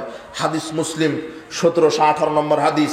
রাসূল সাল্লাল্লাহু আলাইহি ওয়াসাল্লাম বলছেন, এই হাদিসটা যদি এই দেশের প্রত্যেকটা মানুষ, আলেম ওলামা, হেদাতি বেদাতি, এরা যদি একটা হাদিস বুঝতো, বাংলার জমিন থেকে রাতারাতি সব বেদাতগুলি কবর রচিত হয়ে যেত। কিন্তু এই হাদিসের সঠিক বুঝটা তাদেরকে দেয়নি। আমরা দোয়া করি, আল্লাহ যত বেদাতি আছে তুমি এদেরকে এই হাদিসের সূক্ষ্ম বোঝ এদেরকে দান করো। রাসূল সাল্লাল্লাহু আলাইহি ওয়াসাল্লাম বলছেন, মান আমিলা আমালান, যে ব্যক্তি কোনো আমল করলো, লাইসা আলাইহি আমরুনা, অথচ সেই আমলের নির্দেশনা আমাদের পক্ষ থেকে দেওয়া হয়নি, ফাহুয়া রাদ, তাহলে সে আমলটা বাতিল। যে ব্যক্তিটা কোনো আমল করলো, অথচ সেই আমল করতে আমি মুহাম্মদ সাল্লাল্লাহু আলাইহি ওয়াসাল্লাম বলি বাতিল, তাহলে আপনি চিন্তা করেন, আপনি যে আমলটা করছেন এটা রাসূল সাল্লাল্লাহু আলাইহি ওয়াসাল্লামের পক্ষ থেকে প্রমাণিত হতে হবে, হাদিস অনুযায়ী, সুন্নাহ অনুযায়ী প্রমাণিত হতে হবে। যদি কোরআন হাদিস অনুযায়ী আপনার আমলটা না হয়, তাহলে সেই আমলটা বাতিল হবে। এখন আপনি দেখেন সমাজে মানুষ কত আমল করছে যেটা রাসূল সাল্লাল্লাহু আলাইহি ওয়াসাল্লামের সুন্নাহ দ্বারা প্রমাণিত নয়, রাসূল সাল্লাল্লাহু আলাইহি ওয়াসাল্লাম থেকে প্রমাণিত নয়। সমাজে বহু মানুষ বহু আমল করছে যেগুলো আমরা বলছি বেদাতি আমল, ভ্রান্ত আমল। অথচ যে আমলটা আপনি করছেন ওই আমলের যদি দলিল না থাকে, ওই আমলটা যদি রাসূল সাল্লাল্লাহু আলাইহি ওয়াসাল্লাম নিজে না করেন, জাতিকে যদি করতে না বলেন, তার উম্মতদেরকে যদি নির্দেশ না দেন, তাহলে ওই আমলটা বাতিল হবে।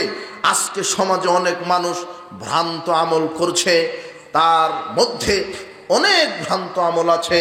তার একটা বিগত আমল চলে গেল, শবে বরাতের নামে যে আমলটা তৈরি করলো, শবে বরাতের নামে যত আমল এদেশে করেছে কোনো কোরআন হাদিস দ্বারা প্রমাণিত হবে না। শবে বরাতের নামে, শবে বরাত কথাটাই মিথ্যা, না কোরআনের ভাষা না হাদিসের ভাষা, না কোরআনের ভাষা না হাদিসের ভাষা। শবে বরাত কথাটাই মিথ্যা। আপনি বলতে পারেন নিসফে শাবান, নিসফে শাবান, মধ্য শাবানের কথা হাদিসে আসছে, তবু যে হাদিস দ্বারা দলিল দিচ্ছে সেই হাদিসটা জাল। আপনি শাবান মাসে আপনি কি আমল করবেন? রাসূল সাল্লাল্লাহু আলাইহি ওয়াসাল্লাম বলেছেন তোমরা বেশি বেশি আমল করো, তোমরা বেশি বেশি আমল করো। বেশি বেশি আমলের মধ্যে স্পেশাল শাবান মাসের আমলটা হলো বেশি বেশি সিয়াম পালন করা। রাসূল সাল্লাল্লাহু আলাইহি ওয়াসাল্লাম বলছেন তোমরা বেশি বেশি সিয়াম পালন করো।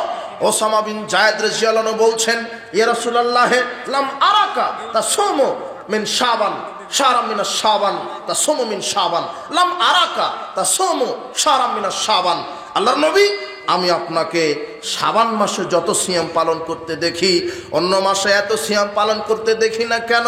তখন তিনি বলছেন শোনো ওসামা, আমি শাবান মাসে বেশি সিয়াম পালন করি, মানে যালিকা শাহরুন, এটা এমন একটি মাস ইয়াকফুলুন নাস, এই মাসে মানুষ বেশি গাফেল থাকে।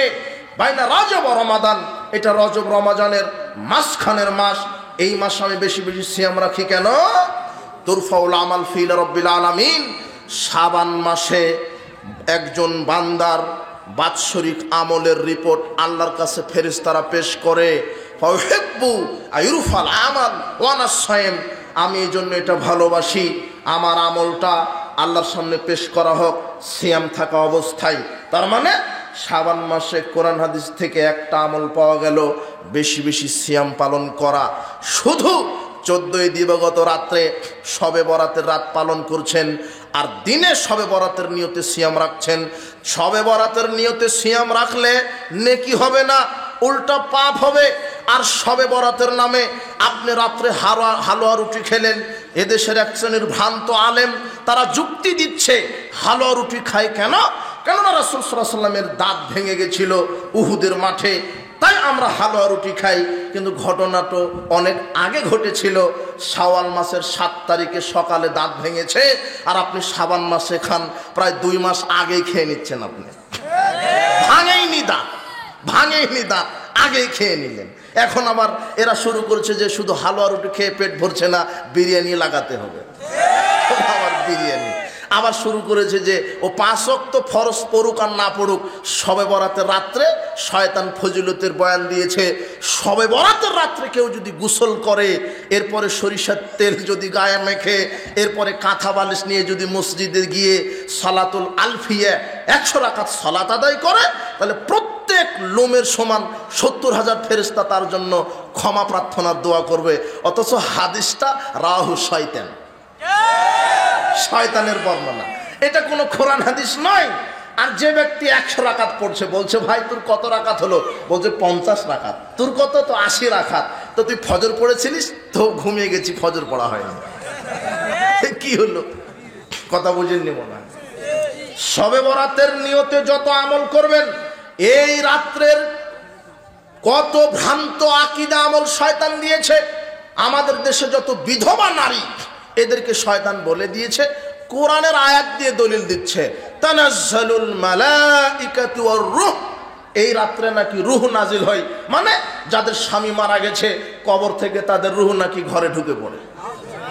তাই বিধবা নারীরা একটা মোমবাতি আগরবাতি জ্বালিয়ে রাখে আর 1 লোটা পানি দিয়ে রাখে। এদের আকীদা যে স্বামীর রূহটা এসে ওযু করে নাকি সালাত আদায় করবে। নেবার কাণ্ড। এটা বাংলাদেশের আমল, ঘরে ঘরে হচ্ছে, আশ্চর্য কত ভ্রান্ত আমল। অথচ আয়াতটা নাজিল হলো লাইলাতুল কদরের রাত্রে, ফেরেশতাদের সর্দার, এখানে রূহ হচ্ছে 1 বছর একটা রূহ অবতীর্ণ হয়, আর সেই রূহটা হচ্ছে জিবরাইল আলাইহিস সালাম। কে? জিবরাইল। তানাজ্জালুল মালাইকা, দলে দলে ঝাঁকে ঝাঁকে লক্ষ কোটি কোটি ফেরেশতা। কত ফেরেশতা নাজিল হয় জানেন? রাসূল সাল্লাল্লাহু আলাইহি ওয়াসাল্লাম বলছেন, পৃথিবীতে যত এই কঙ্কর আছে, এই পাথরের ছোট ছোট কঙ্কর আছে না, পৃথিবীতে যেই পরিমাণ কঙ্কর আছে তার চাইতে অনেক পরিমাণ বেশি সংখ্যক ফেরেশতা লাইলাতুল কদরের রাত্রিতে আল্লাহ নাজিল করেন পৃথিবীতে। হাত্তা মাতলাইল ফজর, ফজর পর্যন্ত সাকিনা, প্রশান্তি নাজিল করতে থাকেন আল্লাহ। এটাই হলো ফেরেশতাদের সর্দার জিবরাইল। তিনি লক্ষ হাজারো লক্ষ কোটি ফেরেশতা নিয়ে নাজিল হন। অথচ এক শ্রেণীর ভ্রান্ত আলেম এটা ছড়িয়ে দিয়েছে যে না, মৃত ব্যক্তিদের রূহ, বিধবাদের স্বামীরা, তাদের রূহটা চলে আসে ঘরে, তাই তোমরা পানি রাখো, ওযু করে নাকি সালাত আদায় করবে। অথচ শবে বরাত কথাটাই মিথ্যা। শবে বরাত কোনো আমল নেই। শাবান মাসে একটাই আমল, বেশি বেশি সিয়াম। আপনি 14 গত দিবাগত রাত্রে আপনার ওই 15 তারিখ, শাবানের 15 তারিখ সিয়াম রাখছেন শবে বরাতের নিয়তে, পাপ হবে। তবে হ্যাঁ, যদি আপনি প্রত্যেক আরবি মাসের 13, 14, 15 সিয়াম রাখেন, সেই ক্ষেত্রে শাবান মাসের 13, 14, 15 3টা সিয়াম রাখেন, প্রত্যেক আরবি মাসের 3টা সিয়াম, 13, 14, 15 সালাসাতু মিন কুল্লি শাহরিন। রাসূলুল্লাহ বলছেন, প্রত্যেক আরবি মাসের 3টা সিয়াম যে রাখলো, রমাদান ইলা রমাদান, এক রমাদান থেকে আর এক রমাদান, কানা কাসিয়ামিদ দাহরে, সে যেন পূর্ণ 1 বছরের সিয়াম পালন করলো। যে প্রত্যেক আরবি মাসের 3টা সিয়াম রাখবে, 13, 14, 15, আল্লাহ তাকে 365টা সিয়াম পালনের প্রতিদান দিয়ে দিবেন। তো এই নিয়তে আপনি শাবানের 13, 14, 15 রাখেন, কিন্তু শুধু শাবানের 15 তারিখ শবে বরাতের নিয়তে সিয়াম রাখলে নেকির বদলে কি হবে? কেননা কোরআন সুন্নাহ দ্বারা এটা প্রমাণিত নয় যে হুজুর বলছে যে এই রাত্রে ওই আল্লাহ ক্ষমা করে দেন পাপ। এই রাত্রে মধ্য শাবানে আল্লাহ 7ম আকাশ থেকে 1ম আসমানে নেমে আসেন। জি না, শুধু এই রাত্রে কেন, শুধু রমাদানের প্রত্যেক রাত কেন? ইয়ানজিলু রাব্বুনা তাবারাকা ওয়া তাআলা কুল্লা লাইলাতিন ইলা সামাইদ দুনিয়া হিনা ইয়াবকা সুলসুল লাইলিল আখির।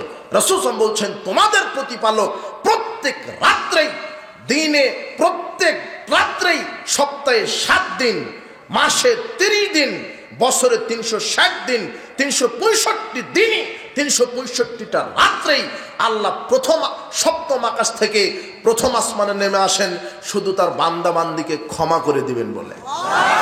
শুধু শাবানের মধ্য শাবানে নয়, ওটা ভুল হয়েছে, মৌলানা সাহেব ভুল বলেছে। শোনেন, প্রত্যেক রাত্রে আল্লাহ নেমে আসেন। কাজেই সমাজে প্রচলিত একটা ভ্রান্ত আমল শবে বরাতের নিয়তে আপনি কিছু তৈরি করা, এটা আমি বললাম। এরপরে আপনাকে বলছি প্রচলিত ভ্রান্ত আমলের মধ্যে কি আছে। আপনার এই দেশে ভ্রান্ত আমলের মধ্যে আছে অজুতে বেদাত তৈরি করেছে শয়তান। অজুতে বেদাত, আজানে বেদাত, সালাতে বিদাত, সিয়ামে বেদাত, মসজিদে বেদাত, কোরআন তেলাওয়াতে বেদাত, মৃত ব্যক্তিকে লক্ষ্য করে বেদাত, সালামে বেদাত, দরুদে বেদাত, আপনার আজানে বেদাত, সব জায়গাতে বেদাত তৈরি করেছে। জানাজাতে বেদাত। আপনাকে দেখাই, আর আপনাকে আর একটা কথা বলছি, একটা কথা মনোযোগ দিয়ে শোনেন। সুদ যে খাই, ঘুষ যে খাই, দুর্নীতি যে করে, জেনা যে করে, মদ পানের সাথে যে জড়িত, জেনার সাথে যে জড়িত, সুদ ভক্ষণ করার সাথে যে জড়িত, তার কাছে ইবলিশ শয়তান নাই।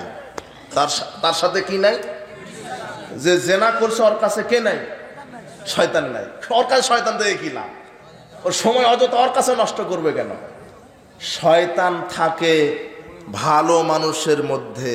কেন জানেন? ভালো মানুষকে কিভাবে খারাপ করা যায়। যে সুদ খায় না, শয়তান সুরসুরি দেয়, তুইও সুদ খা। যে জেনা করে না, শয়তান সুরসুরি দেয়, ওই যে একটা নারী গেল, ধর্ষণ কর। কথা বুঝেননি মনে হয়? কিন্তু যে ধর্ষণ করছে ওর কাছে শয়তান নাই, শয়তান বিজয় হয়ে গেছে ওর উপরে। শয়তান থাকে ভালো মানুষকে পথভ্রষ্ট করার জন্য। এই জন্য আপনার সালাতকে নষ্ট করার জন্য শয়তান সালাতের মধ্যে বেদাত আমল ঢুকিয়ে দিয়েছে। আপনার সিয়ামকে নষ্ট করার জন্য সিয়ামের মধ্যে বেদাত ঢুকিয়ে দিয়েছে।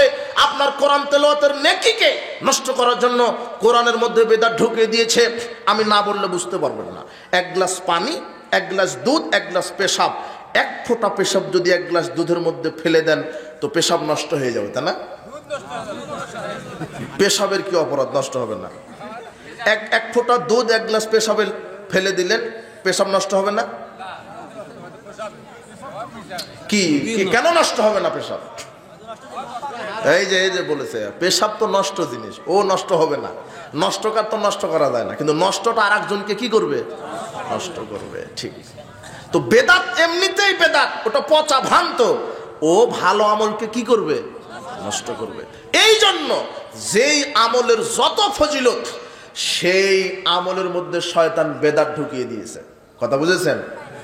রাসূল সাল্লাল্লাহু আলাইহি ওয়াসাল্লাম বলছেন, কেউ যদি জানাজার সালাত আদায় করে এক কেরাত নেকি। কত কেরাত? এক কেরাত মানে এক উহুদ পাহাড়। এরপরে তিনি বলছেন, যে ব্যক্তি জানাজার সালাত আদায় করার পরে দাফনে শরীক হলো তার জন্য 2 কেরাত। কয় কেরাত? মানে 2 উহুদ পাহাড় সমান। কিন্তু শয়তান চিন্তা করলো, সর্বনাশ, একে 2 কেরাত নেকি নিতে দেওয়া যাবে না। এই জন্য আগে জানাজার পরে এইভাবে সম্মিলিত মোনাজাত ছিল না, এখন চালু করে দিয়েছে। আবার দাফনের পরে আবার সবাই মিলে কবর জিয়ারতের নামে সম্মিলিত মোনাজাত করছে। প্রথম কেরাতও গেল, দ্বিতীয় কেরাতও গেল। কথা বুঝেননি মনে হয়? কেন? কোরআন হাদিস দ্বারা প্রমাণিত নয়। আমার কথা খুব ভালো করে শোনেন। তাই বলে মোনাজাতকে নিষেধ করতে আসেনি। মোনাজাত করা আপনি বাধ্য মোনাজাত করতে। মোনাজাত ব্যক্তিগত ব্যাপার। কি ব্যাপার? ব্যক্তিগত ব্যাপার। আপনি পাপ করেছেন, 2 হাত আকাশের দিকে উত্তোলন করেন, তাহাজ্জুদের সালাত আদায় করে রাতের অন্ধকারে 2 হাত উত্তোলন করে আপনি আল্লাহর কাছে মোনাজাত করেন, পাপ থেকে ক্ষমা চান। আপনার পরিবার অসুস্থ, বিপদে, ছেলে মেয়ে বিপদে, স্ত্রী বিপদে, আপনি কেচে পড়েছেন, কেসকাবারিতে আপনার বিপদ, আপনি আল্লাহর কাছে প্রার্থনা করেন, আপনি অসুস্থ, আপনি আল্লাহর কাছে চান, 2 হাত উত্তোলন করে চান। মোনাজাত ব্যক্তিগত ব্যাপার। রাসূল সাল্লাল্লাহু আলাইহি ওয়াসাল্লাম বলছেন, তোমাদের প্রতিপালক লজ্জাশীল এবং বড় দাতা।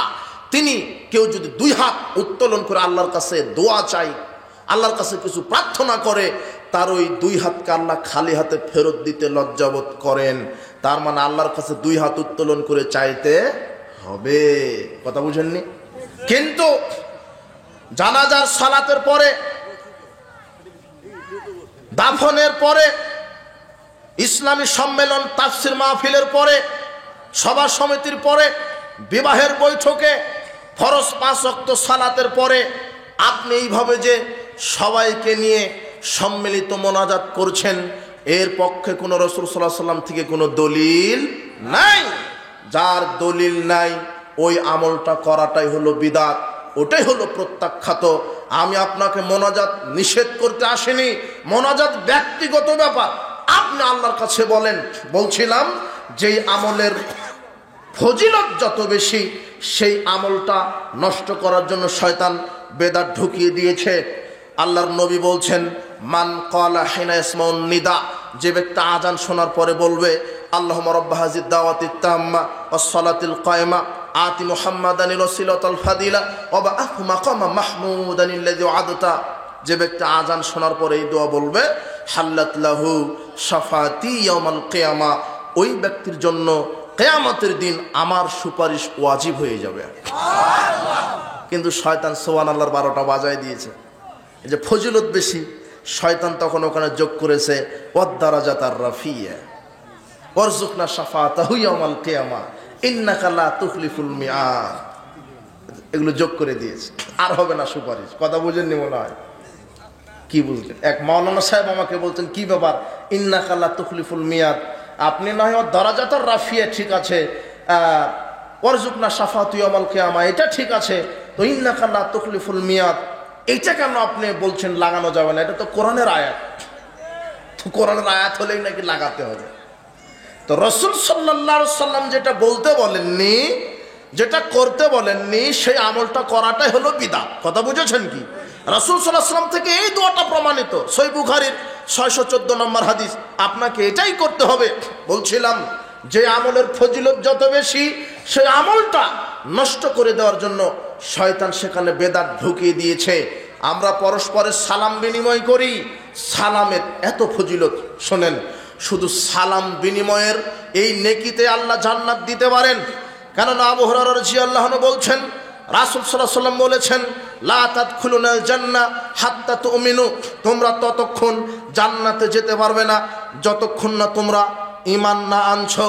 ওয়ালা তুমিনু ওয়ালা তাহাব্বু, তোমরা ততক্ষণ ঈমান আনতে পারবে না যতক্ষণ না পরস্পর ভালো না বাসো।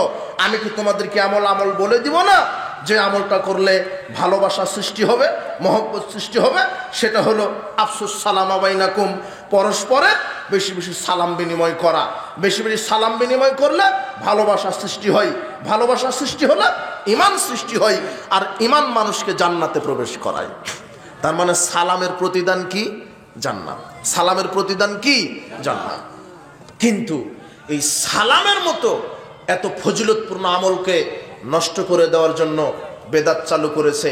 একটু ধৈর্য ধরেন, আমি শেষের দিকে চলে এসেছি, একটু ধৈর্যের পরিচয় দেন। বলছিলাম, উপস্থিত বৈঠকের মুসলিম দিনী ভাই বোন, সালাম এত ফজিলতপূর্ণ আমল, এরপরে এই আমলকে ধ্বংস করার জন্য শয়তান ওখানে বেদাত ঢুকিয়ে দিয়েছে। রাসূল সাল্লাল্লাহু আলাইহি ওয়াসাল্লাম বলছেন, মা মিন মুসলিমাইনে ইলতাকিয়ানে ফায়াতাসাফাহানে, সহিহ আবু দাউদের 5212 নম্বর হাদিস।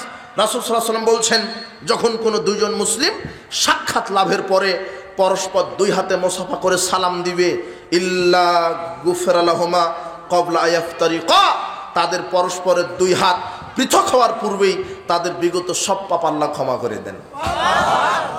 পরস্পরের দুই হাত মানে ওনার এক হাত আর আমার এক হাত, ওনার ডান হাত আমার ডান হাত, সালামে পরস্পরের ডান হাত, বাম হাতের কোনো সুযোগ নাই। এই যে এইভাবে কয় হাত হলো পরস্পর? দুই হাত। কিন্তু সালাম দেওয়ার সময় কয় হাত দেয়? 3 হাত 4 হাত। আবার বুকে এভাবে একটা মারে, আবার চুমা খায়, তাই না? এগুলো হলো বেদাতি আমল। কেন হাদিসে 4 হাতের কথা নেই, আছে পরস্পরের কয় হাত? 2 হাত। এমনকি তাবারানি মোজামুল আউসাতে, তাবারানি আউসাতের মধ্যে একটা হাদিস আসছে, রাসূল বলছেন, ইন্নাল মুমিনা ইযা লাকিয়াল মুমিন, যখন কোনো একজন মুমিন আরেকজন মুমিনের সাথে সাক্ষাৎ করে, ফাতাসাফাহা, এরপরে মুসাফা করে। কিভাবে? ফাখাযা বিয়াদিহি, তার এক হাত ধরে মুসাফা করে। দেখছেন ইয়াদুন শব্দটা আসছে তাবারানি আউসাতে, তার এক হাতে মুসাফা করে। তানাসারাত খাতায়াহুমা কামা ইয়াতানাসারু আরাকুশ শাজার, তাদের উভয়ের পাপ ওইভাবে ঝরে যায় যেমন গাছ থেকে পাতা ঝরে যায়। পরস্পর দুই হাতে মুসাফা করলে ওইভাবে পাপ ঝরে যায়। কিন্তু শয়তান ওখানে 2 হাত রাখেনি, কয় হাত মেরে দিয়েছে? 4 হাত। এই যে আমলের ফজিলত যত বেশি, সেখানে শয়তান কি দিয়েছে? বেদাত ঢুকিয়ে দিয়েছে। আর বেদাত সৎ আমলকে কি করে দেয়? এক ফোঁটা পেশাব দুধকে কি করে দেয়? নষ্ট। এই সৎ আমলকে নষ্ট করার জন্য শয়তান বেদাতি আমল সমাজে চালু করেছে। কেউ বুঝার চেষ্টা করে না রাসূলের সুন্নাহকে। বাপ দাদার দোহাই দিয়ে, বড় হুজুরের দোহাই দিয়ে, বড় আলেমের দোহাই দিয়ে, ডিগ্রি পদবীর দোহাই দিয়ে, অর্থের দোহাই দিয়ে, সংখ্যা গরিষ্ঠতার দোহাই দিয়ে সমাজে বেদাতে আমল চালু রেখেছে। এদেশের প্রায় হাফেজ কোরআন তেলাওয়াত শেষ করছে আর বলছে সাদাকাল্লাহুল আযীম, অথচ কেউ বুঝতে পারলো না, কেউ এটা জানার চেষ্টা করলো না যে সাদাকাল্লাহুল আযীম বলা যাবে কি যাবে না। এটা রাসূল সাল্লাল্লাহু আলাইহি ওয়াসাল্লাম বলতে বলেছেন কি বলতে বলেননি, এটা কোরআন সুন্নাহ দ্বারা প্রমাণিত নাকি প্রমাণিত নয়। সবাই বলছে সাদাকাল্লাহুল আযীম, অথচ আয়েশা রাদিয়াল্লাহু তাআলা আনহা বলছেন রাসূল সাল্লাল্লাহু আলাইহি ওয়াসাল্লাম কোরআন তেলাওয়াত শেষ করে বলতেন, সুবহানাকা আল্লাহুম্মা বিহামদিকা আশহাদু আল্লা ইলাহা ইল্লা আনতা আস্তাগফিরুকা ওয়া আতুবু ইলাইক। এই দোয়াটা কেউ বলে না, সবাই বলে সাদাকাল্লাহুল আযীম। আপনাকে আমি বলছি যেটা রাসূল সাল্লাল্লাহু আলাইহি ওয়াসাল্লাম থেকে প্রমাণিত নয়, রাসূল সাল্লাল্লাহু আলাইহি ওয়াসাল্লাম যেটা বলেননি ওই আমলটা করা বেদাত। যেটা কোরআন সুন্নাহ দ্বারা প্রমাণিত নয় সেটা করতে পারবেন না, আমলের আকারে করতে পারবেন না, ইবাদত মনে করে করতে পারবেন না। এই জন্য কোরআন তেলাওয়াত শেষ করে সাদাকাল্লাহুল আযীম বলা বিদআত। কি বিদআত। দেখো তোমার হাফেজকে বলো, তোমার এই সবচেয়ে বড় যে আলেম তাকে বলো, আপনি বলেন যে কোরআন তেলাওয়াত শেষ করে সাদাকাল্লাহুল আযীম বলতে হবে, এটা কোন হাদিসে রাসূল সাল্লাল্লাহু আলাইহি ওয়াসাল্লাম বলেছেন? হাদিসের কিতাবে কোথায় আছে? কোথাও নাই।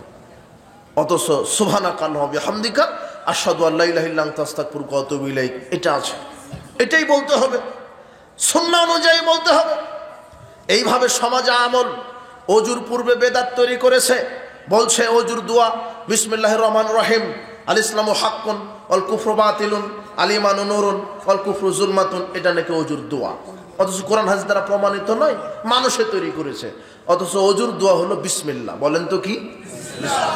আবার বলছে ওযু শেষে যদি সূরা কদর একবার পড়ে তাহলে সিদ্দিকদের সাথে বিচার মাঠে থাকবে, দুইবার পড়লে শহীদদের সাথে থাকবে, তিনবার পড়লে নবীদের সাথে থাকবে। অথচ এই বর্ণনাটা জাল, হাদিস দ্বারা প্রমাণিত নয়। রাসূল বলছেন মান তাওয়াদ্দা ফাহসানাল উদওয়া, যে ব্যক্তি ওযু করলো, ওযু করার পরে বলল আশহাদু আল্লা ইলাহা ইল্লাল্লাহু ওয়াহদাহু লা শারীকা লাহু ওয়া আশহাদু আন্না মুহাম্মাদান আবদুহু ওয়া রাসূলুহু আল্লাহুম্মা ইজআলনি মিনাত তাওয়াবিন ওয়াজআলনি মিনাল মুতাতাহহিরিন ফুতিহাত লাহু আবওয়াবুল জান্নাতি আমানিয়া, যে ব্যক্তি ওযু করার পরে এই কালেমা শাহাদাত পাঠ করবে, আল্লাহ তার জন্য জান্নাতের 8টি দরজা খুলে দিবেন। এইটা হাদিস দ্বারা প্রমাণিত। তাই বলে আমি সূরা কদর পড়তে নিষেধ করিনি, এখন পড়েন, অক্ষর প্রতি 10 নেকি হবে।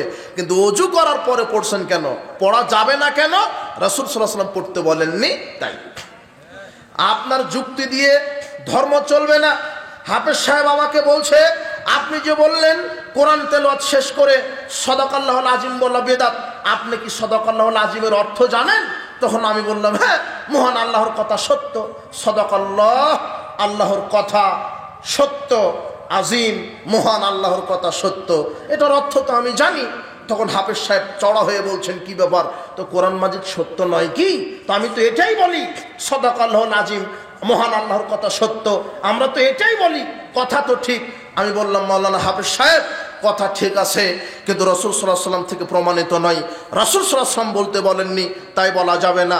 রাসূল সাল্লাল্লাহু আলাইহি ওয়াসাল্লাম যেটা বলেছেন সেটা বলতে হবে। ধর্ম যদি নিজের যুক্তি দিয়ে চলতো, ধর্ম যদি নিজের বুঝ অনুযায়ী চলতো, তাহলে মানুষ মোজা মাসা করার সময়তে ওপরে মাসা করতো না, নিচে মাসা করতো। কেন? মোজার ময়লা ভরে পায়ের নিচে। কথা বুঝেননি? ধর্ম তো আমার বুঝ অনুযায়ী চলবে না, হুজুরের বুঝ অনুযায়ী চলবে না। আর ওযু করার সময়তে মানুষ হাত পাও চোখ মুখ ধুতো না, শুধু পেশাব পায়খানা রাস্তা ধুলে ওযু হয়ে যেত। আমার বুঝ অনুযায়ী ওযু ভাঙে কি কারণে? তো ওযু করার সময় আপনি ধন কি ভাঙলো কোন দিক দিয়ে, আর ধুলেন কি? কথা বুঝেন নেব না, এটা হলো আমার বুঝ। কিন্তু আমার বুঝের 5 পয়সা দাম আছে শরীয়তের কাছে? রাসূল সাল্লাল্লাহু আলাইহি ওয়াসাল্লাম বলছেন কেউ যদি সূরা ইখলাস একবার পড়ে তাহলে 10 পারা কোরআন মাজিদ খতমের নেকি। এটা হাদিস ঠিক আছে। তো এখন রাসূল বলছেন তোমরা যখন টয়লেটে প্রবেশ করবে তখন বলবে বিসমিল্লাহে আল্লাহুম্মা ইন্নী আউযু বিকা মিনাল খুবসি ওয়াল খাবায়েস। এটা পেশাব পায়খানায় প্রবেশের কি দোয়া। তো এই দোয়া পড়লে 1 নেকি হবে এরকম কোরআন হাদিস নেই, তবে এটা বিধান। কথা বুঝেন নিব না, এই দোয়া পড়লে 1 নেকি যে হবে এরকম কোন কোরআন হাদিসের দলিল নেই, তবে এটা পেশাব পায়খানায় ঢোকার কি বিধান, দোয়া। তখন আমার বুঝ অনুযায়ী যেহেতু এই দোয়া পাঠ করলে নেকি হচ্ছে না, কাজে আমি টয়লেটে সূরা ইখলাস একবার পাঠ করে ঢুকবো, 1 পারা এই 10 পারা কোরআন খতমের নেকি হবে। কথা বুঝেন নিব না, এটা আমার বুঝ। তো আমার বুঝ অনুযায়ী ধর্ম চলবে? জি না, বুঝ একমাত্র ব্যক্তির বুঝ অনুযায়ী, দলিল অনুযায়ী ধর্ম চলবে, যার নাম মুহাম্মদ সাল্লাল্লাহু আলাইহি ওয়াসাল্লাম। বলছিলাম যে সমাজে প্রচলিত এগুলি আমল আছে, ভ্রান্ত আমল, এগুলি থেকে বিরত থাকবেন।